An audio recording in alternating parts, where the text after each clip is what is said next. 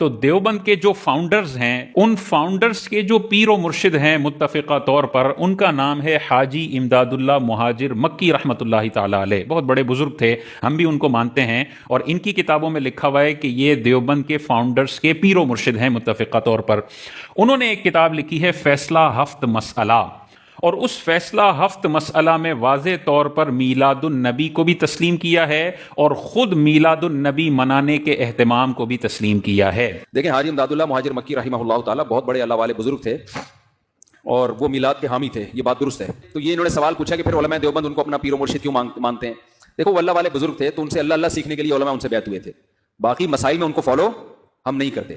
مولانا رشید احمد گنگوئی رحمۃ اللہ علیہ حاجی امداد اللہ مہاجر مکی کے مرید تھے نا, تو انہوں نے کوئی مسئلہ بتایا تو کسی نے کہا آپ کے پیر صاحب تو یہ مسئلہ بتاتے ہیں, تو انہوں نے جواب دیا کہ ہم نے پیر صاحب سے اللہ سیکھنے کے لیے اصلاحی تعلق قائم کیا, مسائل ان سے وہ ہم سے پوچھیں کیونکہ علم اللہ نے ہمیں دیا. تو اس سے معلوم ہوا کہ دیوبند مکتبہ فکر کے فاؤنڈرز جب یہ موقف پیش کر رہے تھے کہ میلاد النبی بدعت ہے, اس سے پہلے روئے زمین پر عید میلاد النبی کے بدعت یا ناجائز ہونے کا کوئی تصور نہیں تھا, بلکہ ان کے اپنے پیر و مرشد بھی اس کا اہتمام کرتے اور اسے منایا کرتے تھے.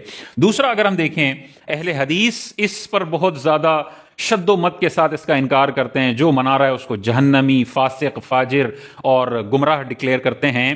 ان اہل حدیثوں کے جو امام کی حیثیت رکھنے والے ہیں ان کا نام ہے شیخ ابن تیمیہ. ان کی کتاب ہے اقتضاء صراط المستقیم.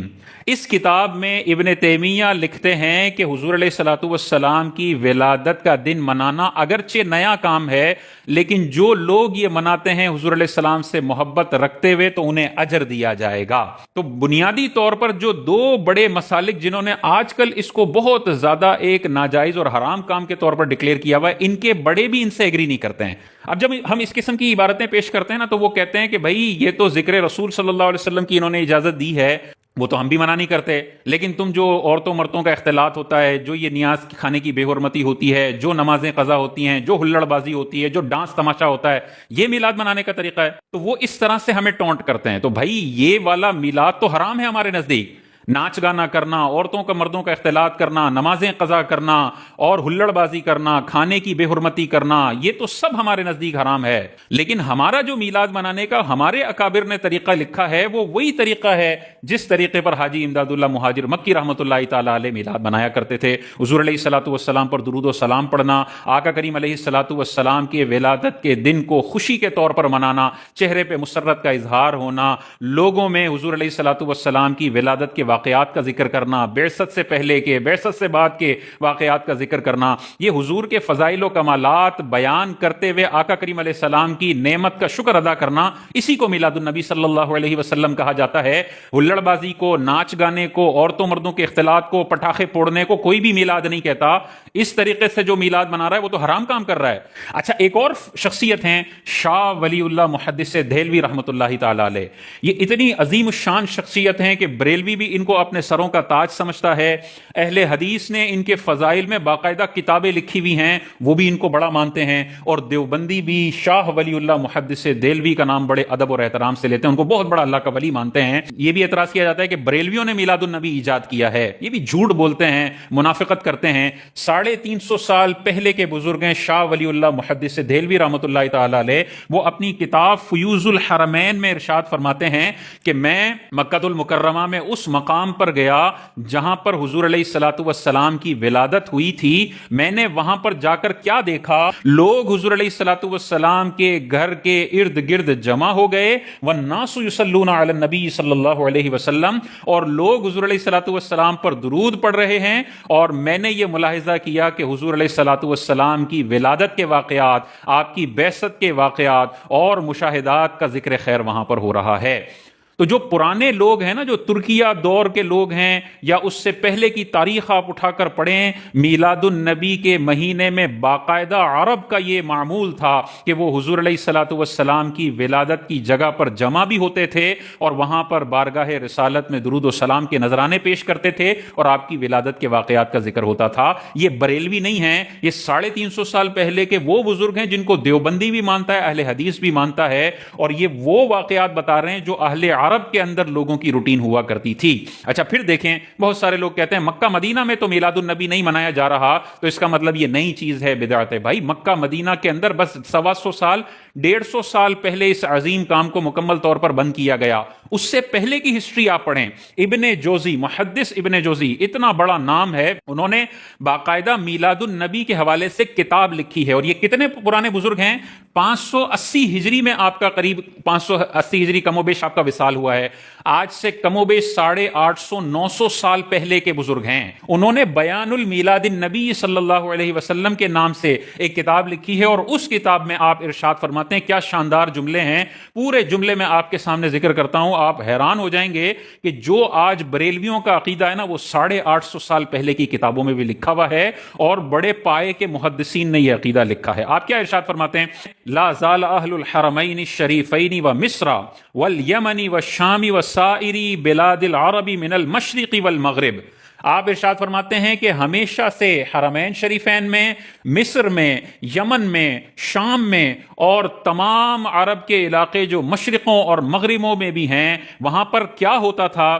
آپ ارشاد فرماتے ہیں یحتفلون بمجلس مولد النبی صلی اللہ علیہ وسلم، میلاد النبی صلی اللہ علیہ وسلم کی مجلسوں کا اہتمام کیا کرتے تھے۔ اگر پوری عرب دنیا یہ کر رہی ہے اور علماء کی سپورٹ کے ساتھ کر رہی ہے، ورنہ تو علماء کے بڑے بڑے رسائل ہونے چاہیے تھے کہ یہ سب بدعت ہے، تم نیا کام کر رہے ہو، تم سارے جہنمی ہو۔ علماء نے نہیں رد کیا، پہلی دفعہ اس مبارک کام کو جو جہنمیوں والا کام کہا گیا نا، وہ 125 150 سال پہلے کہا گیا۔ اس سے پہلے 800 سال کا 900 سال کا 100 سال کا عمل ہے کہ لوگ عرب ممالک کے اندر میلاد النبی صلی اللہ علیہ وسلم منایا کرتے تھے۔ اس لیے ہم نے کبھی میلاد کے بارے میں کوئی بات نہیں کہی، اس لیے کہ امت میں پچھلے 700-800 سال کا عمل ہے، اور بڑے بڑے لوگوں نے اس پہ لکھا ہے۔ ہماری کبھی بھی جرت نہیں ہو سکتی، نہ ہمت پڑتی ہے کہ ہم سب کو ہی گمراہ کریں۔ آگے اسی کتاب میں ابن جوزی ارشاد فرماتے ہیں وَيَفْرَحُونَ بِقُدُومِ هِلَالِ شَهْرِ رَبِيعِ الْأَوَّلِ، آپ ارشاد فرماتے ہیں، اور یہ عرب دنیا کے لوگ ماہ ربیع الاول کا چاند طلوع ہونے پر خوشیاں مناتے تھے۔ یہ پہلے کا ہمیشہ کا عمل رہا ہے کہ جیسے ربیع الاول کا چاند نظر آتا تھا، مومنین کے چہروں پر مسکراہٹیں آ جایا کرتی تھیں۔ آگے کیا ارشاد فرماتے ہیں وَيَهْتَمُّونَ اهْتِمَامًا بَلِيغًا عَلَى السَّمَاعِ وَالْقِرَاءَةِ لِمَوْلِدِ النَّبِيِّ صلی اللہ علیہ وسلم، اور میلاد النبی صلی اللہ علیہ وسلم کے ذکر کو سننے اور پڑھنے کا بہت زیادہ اہتمام کرتے ہیں عرب دنیا۔ یہ ابن جوزی ارشاد فرما رہے ہیں، آج سے 850 سال پہلے کے بزرگ ہیں۔ تو معلوم ہوا اگر میلاد النبی صلی اللہ علیہ وسلم کو جائز طریقے سے سیلیبریٹ کرنے کو بھی تم بدعت بولو گے، کوئی درود پڑھ رہا ہے تم بولو بدعتی ہے، کوئی نعت پڑھ رہا ہے تم بولو بدعتی ہے، کوئی صلاۃ و سلام پڑھ رہا ہے تم بولو بدعتی ہے، کوئی 12 ربیع الاول کو گھر میں خوشی کا اظہار کرتا ہے تم بولو بدعتی ہے، جہنمی ہے، تو پھر تمہیں امداد اللہ مہاجر مکی رحمۃ اللہ تعالی علیہ پر بھی بدعت کا فتویٰ لگانا پڑے گا کہ وہ بھی بدعتی تھے، جہنمی تھے۔ وہاں تمہارا فتویٰ نہیں لگتا، تم کہتے ہو وہ ان کی رائے تھی، یہ ہماری رائے ہے، تو بھائی ہمارے لیے بھی بولو نا، ہمارے لیے بھی بولو کہ بریلویوں کی اتنی شاندار رائے ہے جو 850 سال کا عمل چلتا چلا آ رہا ہے، وہ اگر کر رہے ہیں تو ٹھیک ہے، ہماری ایک بہت چھوٹی سی رائے ہے کہ یہ بدعت ہے۔ یہ بولو گے فساد نہیں ہوگا، جھگڑا نہیں ہوگا، لیکن جب تم یہ بولو گے نا کہ یہ جہنمیوں والا عمل ہے، یہ گمراہوں والا عمل ہے، یہ سارے بدعتی ہیں، تو پھر بھائی پک اینڈ چوز نہیں چلے گا۔ پھر بریلوی بھی بدعتی ہے تو حاجی امداد اللہ مہاجر مکی رحمۃ اللہ تعالی علیہ بھی بدعتی ہیں، اور تمہارے فاؤنڈرز نے جو ان کی بیعت کی ہوئی تھی اور پیر و مرشد مانا ہوا تھا، ان پر پھر کیا فتویٰ لگے گا کہ وہ بدعتیوں کی بیعت کیا کرتے تھے، گمراہوں کی بیعت کر لیتے تھے؟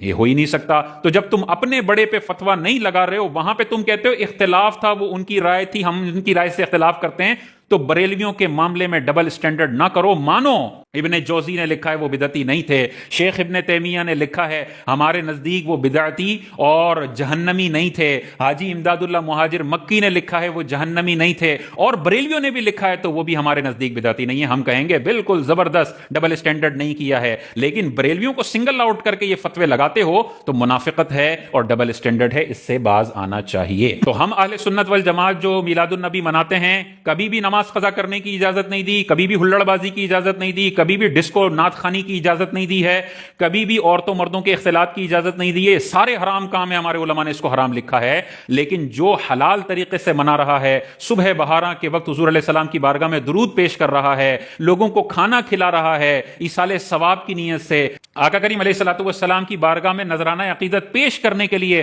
کچھ صدقہ خیرات کر رہا ہے, ایسے لوگوں کو تم بدعتی اور جہنمی کہتے ہو تو پوری 1400 سال کی لیگیسی کو تم نے جہنمی کہنا پڑے گا. ان کو تم جہنمی نہیں کہہ رہے ہو اور نہیں کہہ سکتے ہو تو بریلویوں کو تم سنگل آؤٹ کر کے ڈبل سٹینڈرڈ کا مظاہرہ کر کے بدعتی نہ کہو, یا سب کو کہو, یا کہو کہ یہ سب ٹھیک کر رہے ہیں اپنے حساب سے, ہمارا ایک چھوٹے سے طبقے کا اختلاف ہے کہ ہم اس کو نہیں مانتے.